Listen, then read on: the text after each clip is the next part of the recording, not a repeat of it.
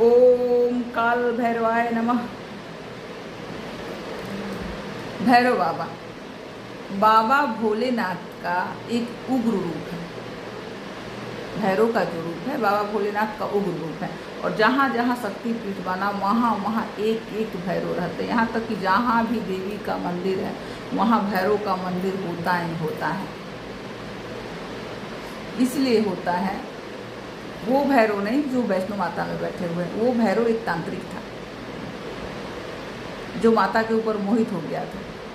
ये भैरव जो बाबा भोलेनाथ का उग्र रूप है, हम इस भैरव जी की बात कर रहे हैं, इस भैरव बाबा की बात कर रहे हैं। तो भैरव बाबा की कृपा के बिना माता के दरबार में आपकी एंट्री हो ही नहीं सकती है। और माता के दरबार में एंट्री लेने के लिए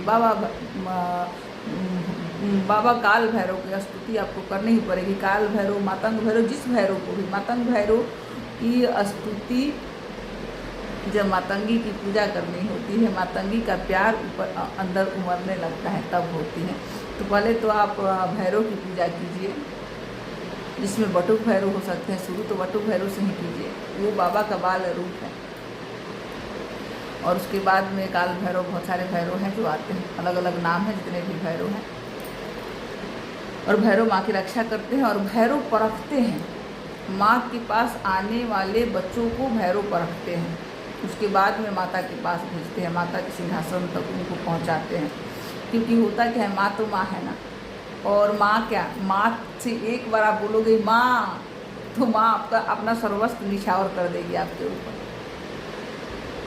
फिर माँ को कुछ नहीं सूझ होता है, बस आपके अंदर भाव है, आपने बोल दिया माँ, तो माँ ने सब कुछ दे दिया समझो आपको। इसीलिए भैरव को बैठाया गया था कि भैरव माँ के पास आने वाले भक्तों में भैरव उनको परखे, जांचे और उसके बाद में माँ के पास भेजे। वे कोई लालची तो नहीं है ना, जो लालच से अपना स्वार्थ सिद्ध करने के लिए माता के दरबार में, माता के पास आके शक्ति मांग रहा है।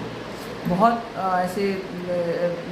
ऐसे उदाहरण है कि गलत लोगों के हाथ में जब शक्ति पड़ती है ना, तो वो दुनिया को क्षति पहुंचाने लगते हैं। भगवान के साथ, ईश्वरीय शक्ति के साथ खिलवाड़ करने लगते हैं। यहाँ तक कि खुद को भी भगवान बैठ के अपने आप को ही भगवान बनाने पे तुल जाते हैं। तो इसीलिए भैरव को बैठाया गया था कि वो जांचे, परखे और उसके बाद में माता के पास आपको ले जाएगा। और माता जब देती है तो बस छप्पर फाड़ के देती है। और कोई भी शक्ति हो, वो शक्ति जन कल्याण करने के लिए होता है, स्वार्थ सिद्ध करने के लिए होता नहीं है। और बाबा भैरव आपको ये संदेश दे रहे हैं कि आप उनका उपासना करना स्टार्ट कीजिए, क्योंकि उनकी कृपा चाहिए तो भैरव उपासना आपको करनी ही पड़ेगी। माता की कृपा चाहिए।